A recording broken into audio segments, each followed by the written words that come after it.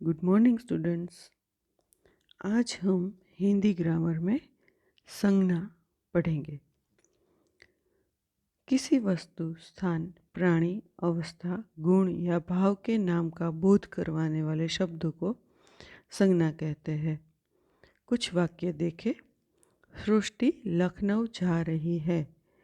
सैनिक बंदूक लिए तैनात है। इलाहाबाद में गंगा यमुना सरस्वती का संगम होता है।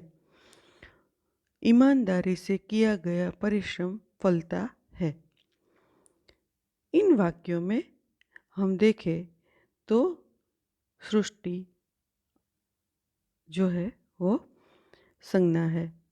किसी व्यक्ति, शहर का नाम हो, किसी वस्तु विशेष की जानकारी दे रहा हो, कोई पद भाव विशेष का बोध करवा रहा है, कोई अवस्था या गुण को दर्शा रहा है, वस्तुतः इन सब से नाम का आभास होता है।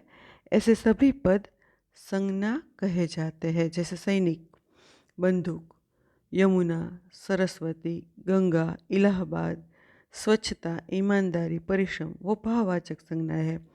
सृष्टि, लखनऊ, सैनिक, सृष्टि व्यक्तिवाचक संज्ञा है। सैनिक जो है जातिवाचक, मतलब जो नाम है, जो किसी नाम का आभास होता है, ऐसे सभी पद को संज्ञा कहा जाता है। अब हम देखें, किसी जाति, द्रव्य, गुण, भाव, व्यक्ति, स्थान और क्रिया आदि के नाम को संज्ञा कहते हैं। संज्ञा के प्रकार। संज्ञा के 5 प्रकार है। व्यक्तिवाचक संज्ञा, जातिवाचक संज्ञा, समूहवाचक संज्ञा, द्रव्यवाचक संज्ञा, भाववाचक संज्ञा। सबसे पहले देखें व्यक्तिवाचक संज्ञा। किसी एक विशेष वस्तु, स्थान अथवा व्यक्ति का बोध करवाने वाले शब्द व्यक्तिवाचक संज्ञा होते हैं। जैसे यमुना, हिमालय, संगीता, दिल्ली, नेपाल, सितार इत्यादि। जो शब्द किसी एक विशेष व्यक्ति, प्राणी, वस्तु या स्थान का बोध करवाए उन्हें व्यक्तिवाचक संज्ञा कहते हैं।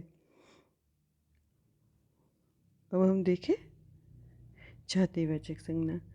किसी जाति, समूह या वर्ग का बोध करवाने वाले शब्द जातिवाचक संज्ञा कहलाते हैं।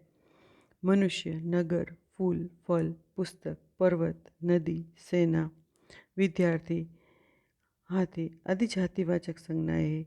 ये सभी उदाहरण किसी विशेष नगर, नदी, पुस्तक आदि का संकेत नहीं कर रहे हैं, बल्कि संपूर्ण जाति या वर्ग के लिए प्रयुक्त हो रहे हैं। अतः ये जातिवाचक संज्ञाएं हैं। हम देखें मनुष्य, तो कोई एक मनुष्य की बात यहाँ नहीं हो रही है, मनुष्य जाति के बारे में कहा गया है।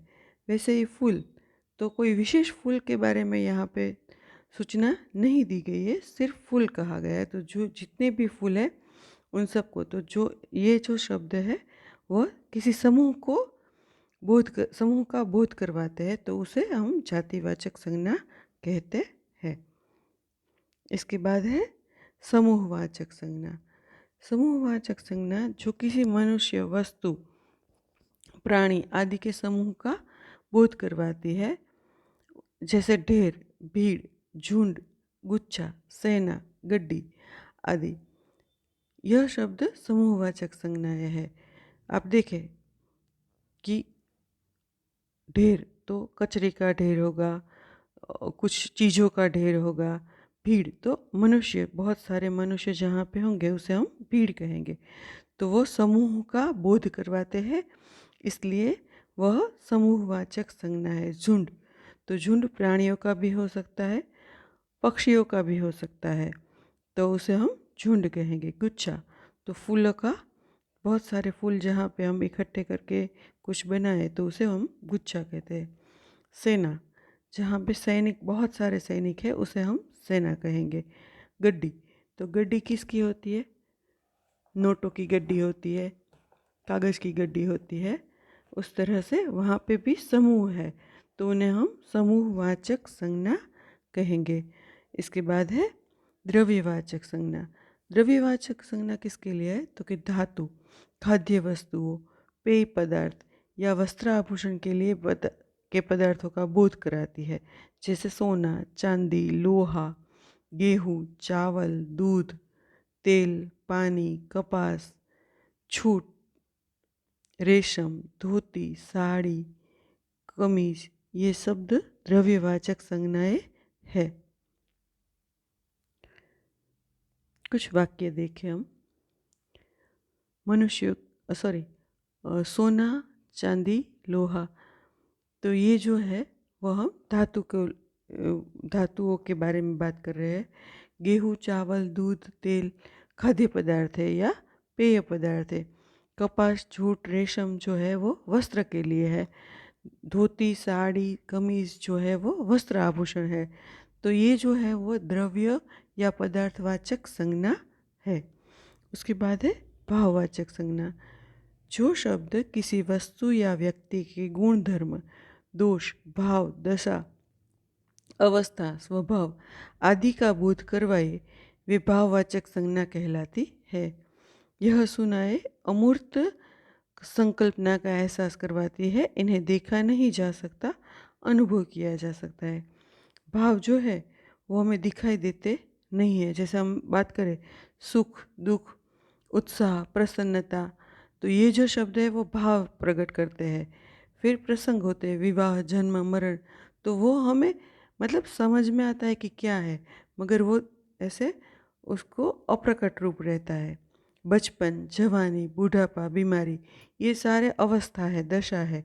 तो उसको हम देखें तो वह शब्द है, हम समझ सकते हैं क्या, मगर हम उसको डिस्क्राइब नहीं कर सकते या वस्तु की तरह बता नहीं सकते कि ये बुढ़ापा है। बूढ़ा आदमी बोल सकते हैं, वो संज्ञा है। अब हम देखें कुछ शब्दों की जातिवाचक संज्ञा में से भाववाचक संज्ञा। जैसे मानव तो मानवता, मित्र तो मित्रता, मित्रता जो है वो भाववाचक संज्ञा है। मित्र जो है वो जातिवाचक संज्ञा है। व्यक्ति तो व्यक्तित्व, नेता तो नेतृत्व, देव तो देवत्व, नारी तो नारीत्व, पशु तो पशुता, पुरुष तो पुरुषत्व अथवा पौरुष, बाप तो बापोती, मतलब जो बाप पिता है उन्होंने जो संपत्ति की है उसको बापोती ऐसा हम बोल सकते हैं। बूढ़ा तो बूढ़ापा, शिशु तो शैशव या शिशुता, भातृ तो भ्रातृत्व, आदमी तो आदमीयत, वत्स तो वात्सल्य, अच्छा तो अच्छाई। ऐसे बहुत सारे शब्द हैं जिनको हम देख सकते हैं संज्ञा में, भाववाचक संज्ञा। आपके एग्ज़ाम में ऐसे ही आएगा, परीक्षा में, कि शब्द दिए जाएंगे, उसको आपको भाववाचक संज्ञा बनाना है। ऐसे कुछ और शब्द देखें हम। गरम तो गर्मी, ठंडा तो ठंडक, पीला तो पीलापन, खट्टा तो खटाश, मीठा तो मीठास। ये जो है वह विशेषण से है। अब और कुछ उदाहरण देखें। सुंदर तो सौंदर्य या सुंदरता, काला तो कालिमा या कालापन, गंदा तो गंदगी या गंध, अजनबी तो अजनबीपन, हरा तो हरियाली, कुलीन तो कुलीनता, अमर तो अमरत्व अथवा अमरता, अरुण, अरुण माने सूर्य, तो अरुणिमा जो है वह भाववाचक संज्ञा है। कुशल तो कुशलता या कौशल, कृतज्ञ तो कृतज्ञता, कृतज्ञ तो कृतज्ञता, रुजु तो रुजुता, एक तो एकता या ऐक्य, कुशाग्र तो कुशाग्रता। कुछ और देखें। सादा तो सादगी, बुरा तो बुराई, लघु तो लघुता, मधुर तो मधुरता, महा तो महिमा अथवा महानता। अब हम देखें क्रिया से भाववाचक संज्ञा। जो क्रिया है उसके भाववाचक संज्ञा बनानी हो तो कैसे, दौड़ना जो है वह क्रिया है, तो दौड़ जो शब्द है वो भाववाचक संज्ञा है। खेलना तो खेल, अस्ति तो अस्तित्व, उड़ना तो उड़ान, उलझना तो उलझाव, उतारना तो उतराई, हंसना तो हंसी, उतरना तो उतार, पढ़ना तो पढ़ाई, घबराना तो घबराहट, बनाना तो बनावट, चढ़ना तो चढ़ाई, चढ़ावा, चिढ़ावा की जगह चढ़ावा, काटना तो कटाई, बुनना तो बुनाई, लड़ना तो लड़ाई, बहना तो बहाव, धोना तो धुलाई। ये जो शब्द है वह है क्रिया से भाववाचक संज्ञा। इस तरह आप जो शब्द दिए गए हैं उनको भाववाचक संज्ञा में बदल सकते हैं। अभी और है उभरना तो उभार, चुनना तो चुनाव, जीना तो जीवन, धोना तो धुलाई, खोजना तो खोज, कमाना तो कमाई, बहना तो बहाव, सीना तो सिलाई, लगाना तो लगाव। इस तरह से आपके परीक्षा में जो शब्द दिए गए हैं उनको भाववाचक संज्ञा बनाकर आपको लिखना होगा। यहाँ पे यह जो ग्रामर है भाववाचक संज्ञा और संज्ञा वो समाप्त होता है। धन्यवाद।